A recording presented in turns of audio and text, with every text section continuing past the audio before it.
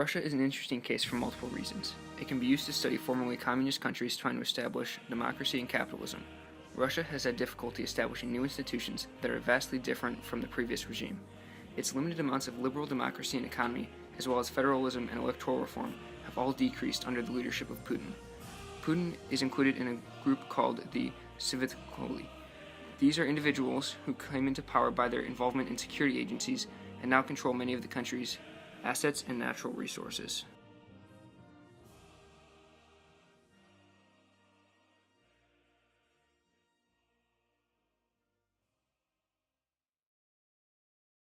Russia has a very large amount of territory, much of which is unpopulated. This region is Siberia, and it is sparsely populated because of its harsh climate. It is, however, rich in natural resources. The majority of the population is concentrated in the Western European region. Russia currently borders 14 countries, resulting in it being involved in many conflicts over the years. The emergence of the Russian state is usually credited to the Vikings, who expanded into the region in the 9th century. They established a capital at Kiev. The Kievan state stretched from Scandinavia to Central Europe and adopted Orthodox Christianity as its religion. The Mongolian invasion set Russia on a different path from Europe. Russia was exploited, enslaved, and depopulated. It was unable to take part in the Renaissance, Protestant Reformation, or develop a middle class. Thus, Russia has a sort of identity crisis as to whether it is part of Europe. Many see the reign of Ivan the Terrible as the beginning of the trend of despotism in Russia. He set up rule in Moscow and consolidated power using a personal police force. This set the stage for the czars. The reign of the czars and the contrast between the agrarian society and the aristocracy were bound to cause revolution. After defeat in the Russo-Japanese War, discontent grew. A series of protests in 1905 prompted Tsar Nicholas II to institute limited reforms. He created a legislature called the Duma. World War I heightened these tensions, and the ineffective provisional government soon faced a massive revolution. Under Lenin, industries were nationalized. Soviets, the local revolutionary authority, were pushed aside by Lenin as well. A secret police called the Cheka was established, which would later become the KGB. Select Communist Party members, called the nomenclature, were given important positions in the bureaucracy. After Lenin's death, Stalin took power by exiling or killing other revolutionary leaders. After gaining control of the Communist Party, he built a totalitarian regime. Agriculture was forcibly collectivized, and millions died of famine as a result. Stalin also embarked on a program of aggressive industrialization.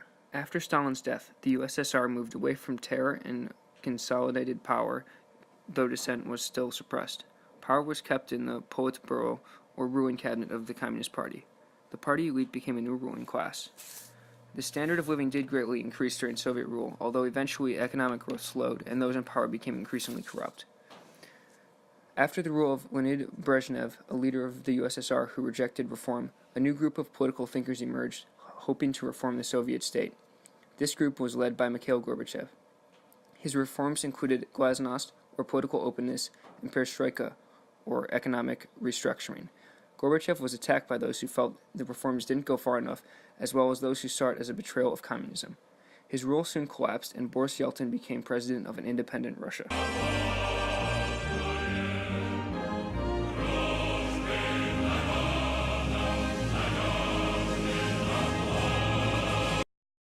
The political institutions of Russia include the Constitution, which emerged in the aftermath of a failed coup d'etat by opponents of radical reform. The Soviet state was dissolved, but many elements of the old regime, including political leaders, remained intact and in power. Boris Yeltsin faced a set of political institutions largely unchanged from the previous era. The carryover led to conflict, mainly between Yeltsin and the existing parliament. The parliament initially supported Yeltsin, but soon clashed with him over reforms. The parliament then grew hostile and sought to block policies and impeach him. In 1993, Yeltsin dissolved the parliament. They then tried to stage a rebellion, but the army sided with Yeltsin, who won and created his own constitution. Ratified in 1993, this constitution formally swept away the old legislature, but put emphasis on the presidential power. The branches of government in Russia include the Kremlin, the legislature, and the judiciary. The Kremlin is made up of the president and the prime minister. Today, much of the power is vested in the president based on the 1993 Constitution. It is a powerful office through which the president could press for change despite parliamentary opposition. The president serves as the head of state, while the prime minister serves as the head of government, but power is concentrated in the president. Since 2012, the president serves a 6-year term and is allowed to run no more than 2 consecutive terms. Putin was elected in 2000 after serving as Boris Yeltsin's last prime minister and was re-elected in 2004. Dmitry Medvedev selected by Putin to run in 2008 and won because opponents were effectively barred from running. Putin returned in 2012 and was widely assumed that Medvedev stepped down because of Putin's instruction. The powers of the president are numerous. The president chooses and dismisses the prime minister and other members of the cabinet. The lower house, the State Duma, may reject the candidate, but if they do so 3 times, the Duma is dissolved and re-elected. The president may propose and veto bills and issue decrees. Decrees are laws that do not require legislative approval, are often not made public, and cannot be challenged. The president controls important segments of the state. He has direct control over Foreign Ministry, the Defense Ministry, and the Interior Ministry, as well as the Armed Forces. He controls the successor to the KGB and the Federal Security Service. It is difficult to remove the president. Impeachment is only possible in the case of high treason or another crime. Must be approved by High Court, and then 2/3 of both houses of Parliament must approve it. In 1999, Parliament tried to impeach Yeltsin on various charges, but was unsuccessful. The role of the Prime Minister is to supervise ministries not under the presidential control, and propose legislation to Parliament supporting the President. The Prime Minister, and members of Parliament need not reflect the various parties in Parliament because of appointment. Appointment of Putin under Medvedev raised questions about the system in Russia. Putin dominated politics from the office of Prime Minister, confusing where executive power lay, and the decision of Medvedev to step down after 1 term shows the individual has more authority than any one office. Russia's parliament has little direct influence over the course of government, but things have changed since Soviet times. Bicameral and known officially as the Federal Assembly, the legislature is made up of 2 houses, the lower house, the 450-seat Duma, and the 166-seat Federation Council. Members of the Duma serve 5-year terms. The Federation members serve varied terms depending on the Federation group they represent. The Duma has the power to initiate and accept or reject legislation, and may override the president's veto with a 2/3 vote. They approve appointment of the Prime Minister, can call for vote of no confidence, and the first time they can be ignored, but if the vote of no confidence passes a second time, it cannot be. In the instances of the Prime Ministerial approval and votes of no confidence, the Duma can be unpredictable. If they oppose the Prime Minister, it could lead to their own dissolution, or elections increasing the strength of opposing parties. In 1998, Yeltsin administration was forced to withdraw a candidate for Prime Minister because trying again would increase anti-Yeltsin party membership. The Duma can also draft legislation. During Yeltsin, most of the administration came from Parliament, but under Putin, most of the legislation comes from the President or the Prime Minister. Legislature's powers have become increasingly theoretical as they are dominated by a party loyal to Putin. As the higher court, the Federation Council holds even less power than the Duma. It serves to represent local interests and act as a guarantor of the Constitution. It does not produce legislation, but must approve bills that deal with certain issues, including taxation and budget. The Federation Council has the ability to impeach the president, as well as to approve or reject presidential appointments to the Constitutional Court, declarations of war and martial law, and international treaties. Thus, it often weighs in publicly on international relations issues, though it does so with little influence. Creating actual constitutional court in Russia is very difficult because of its history.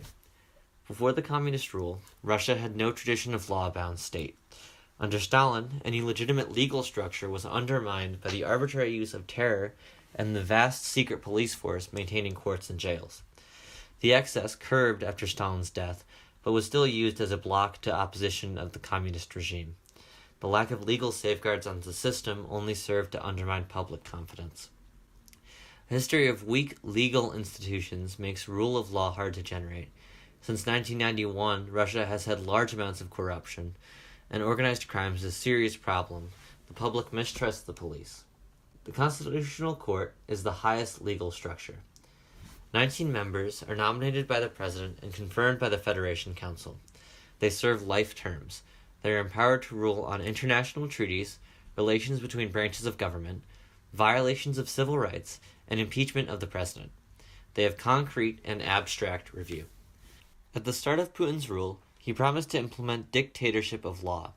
However, the country remains in legal nihilism, where courts are used to settle political vendettas or target political opposition. It would be too easy to say the courts are irrelevant, because many Russians use them to solve legal disputes, and the rule of law could be built from the bottom up. The system has changed recently.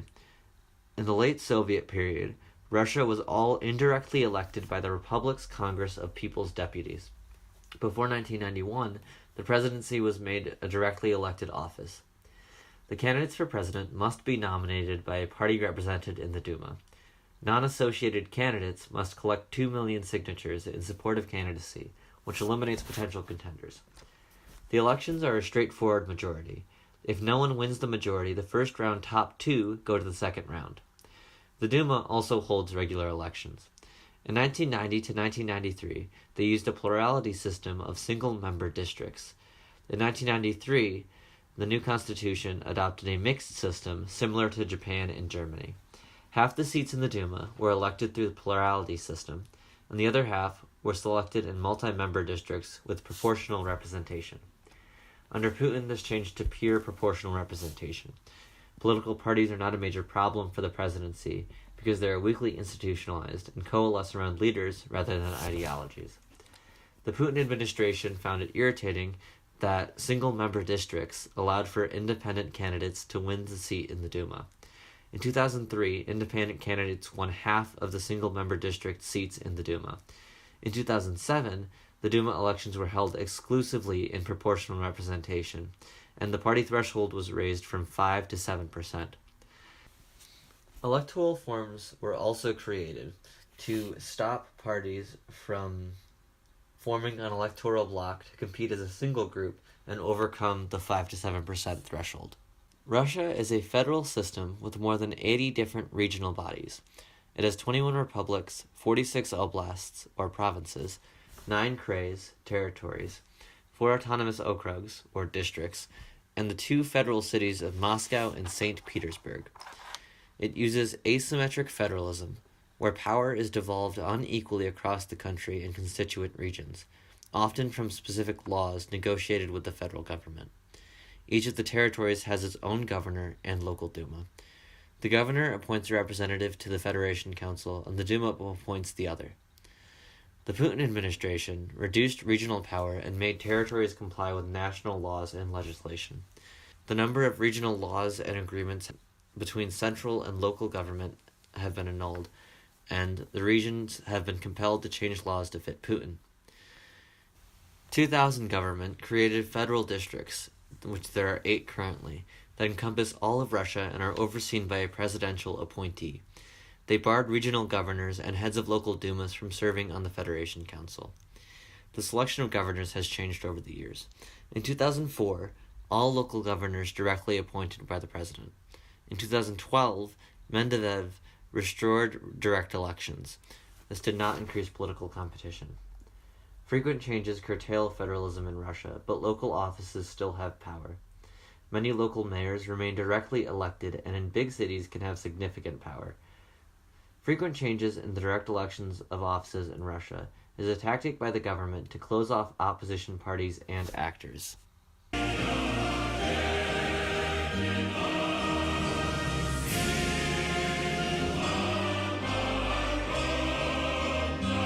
Strongly ideological political parties don't really exist in Russia, as they miss the political flourishes of the Enlightenment, and the Russian people have been a bit busy trying to survive the political atmosphere, much less change it.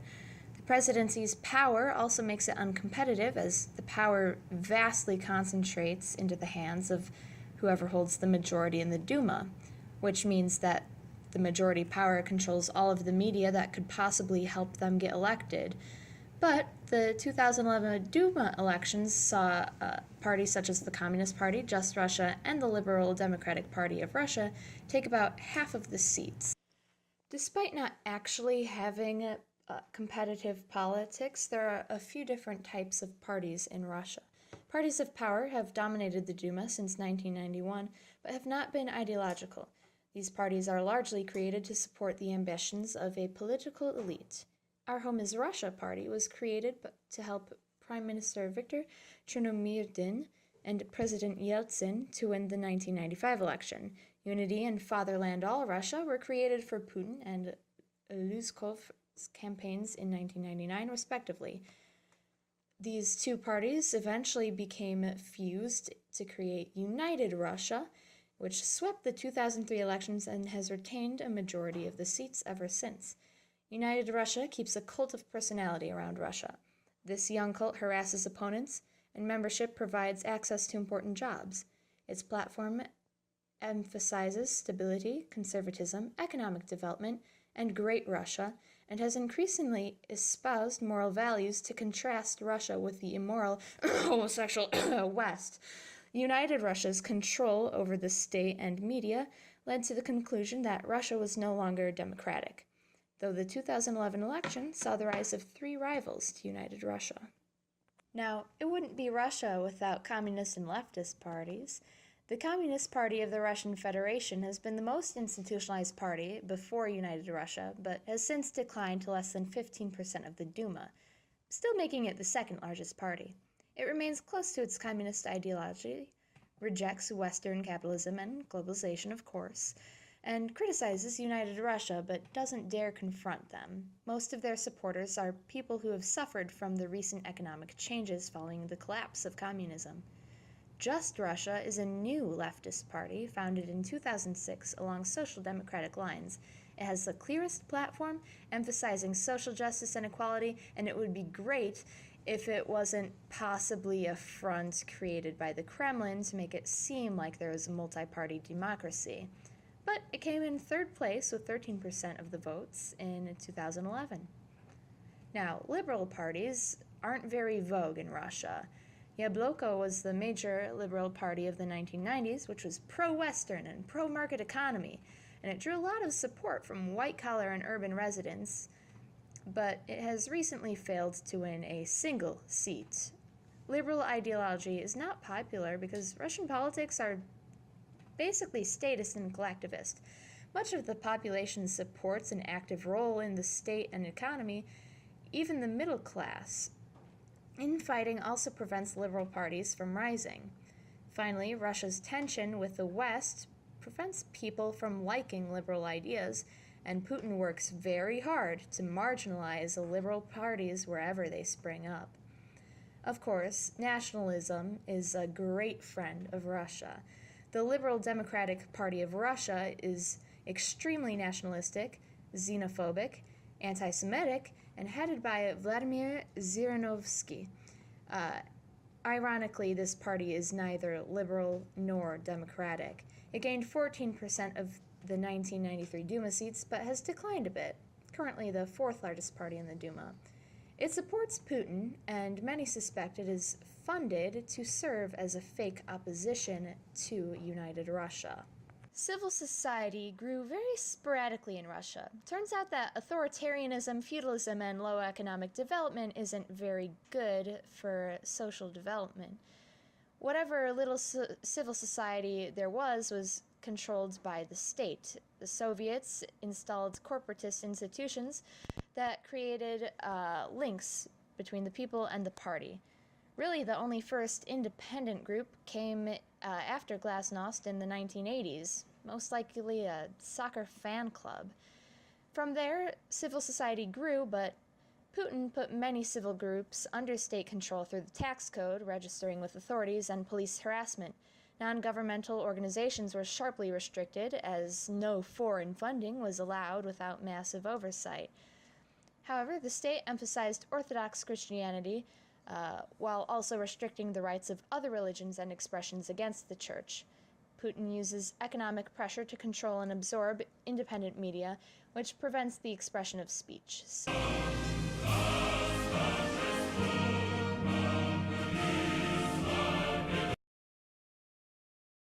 Russia was ethnically diverse until the dissolution of the Soviet Union got rid of, well, most of the ethnic groups that were under its control.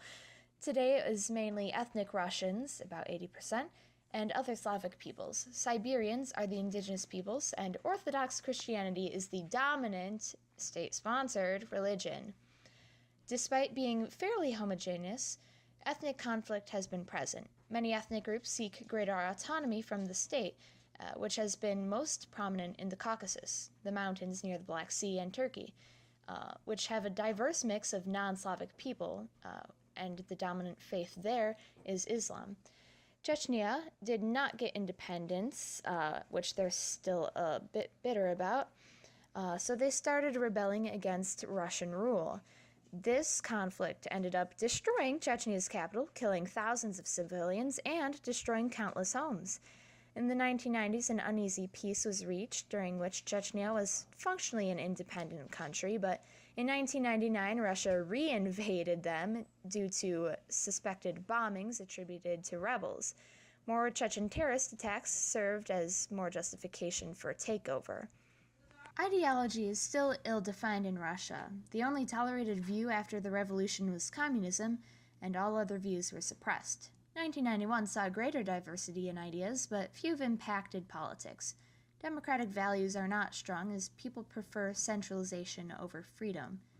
However, nationalism has been a very up-and-coming political value. Many post-communist countries use patriotism and nationalism to rebuild after the collapse.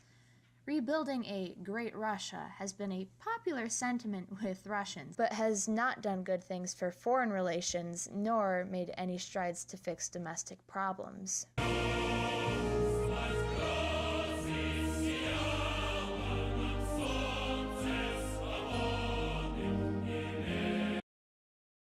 Russia has never used a system of liberal economics in its history. Russia has had to use shock therapy to rapidly change its economy. Shock therapy is the rapid dismantling of central planning and the freeing up of prices with the hope of stimulating the economy. The direct result of this technique was hyperinflation and a declining economy. The new regime in Russia during the 90s saw the privatization of the government-owned markets. What ended up happening was insider privatization, where the former directors of the firms acquired a majority of the shares in the market. The oligarchs formed out of this rapid transfer of assets, and Russia during this time suffered from high unemployment and crime. Once Putin entered office, he was able to reform the economy as he struck hard at the oligarchy. Mikhail Khodorkovsky was imprisoned and later exiled as a part of this attack on the oligarchy. Although this takedown was highly popular, and it in reality only minutely changed the distribution of shares in the market. Putin took portions of these businesses under state control while others were run by Putin's puppets. The Russian economy has rebounded since the collapse and is on par with nations like Argentina and Chile. A significant downfall to the Russian economy is government corruption, as many foreign investors are turned away due to this. Another problem is a resource trap Russia is in, as without natural resources, the economy would be abysmal, and the government does not care much for its citizens, as the government revenue comes from natural resources.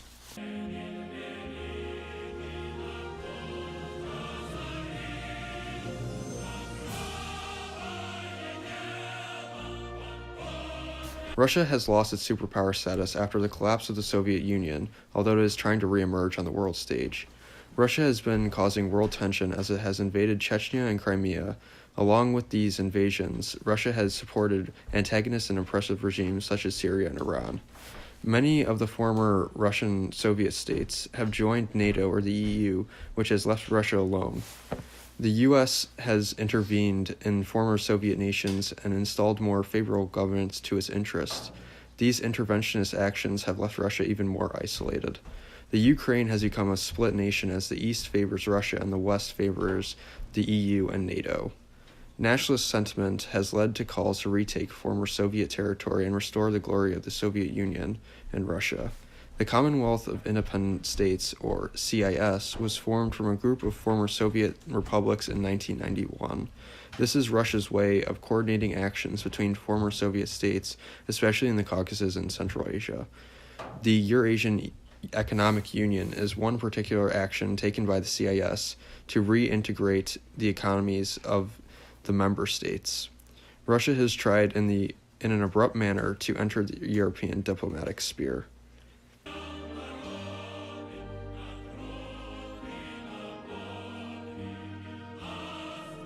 Russia and the West have been in conflict over control of Central Asia and the Caucasus, often referred to as the Great Game. It originally was fought between the UK and Russia, but has since shifted after the US intervention in Iran. Now the US and Russia compete over the abundance of oil and natural gas in Central Asia. China has entered as another player, with India, as they need to continue to fuel and develop their economies. Russia has tried to integrate these nations into the EEU, or European Economic Union, but many of these states lack the infrastructure and strong governments to guide the integration process. Russian demographics have also begun to take a toll, as their outlook is pretty poor. Russia ranks 124th in terms of life expectancy, and infant mortality has not been an issue, but the lack of adult life expectancy has contributed to it. The reason people are dying so young is the excessive alcohol consumption. Russians prefer hard liquor such as vodka to beer or wine, which leads to circulatory disease and high levels of accidents, suicides, and homicides. Russia has also a low birth rate, which could lead to the decline of nearly 20 million people by the year 2050.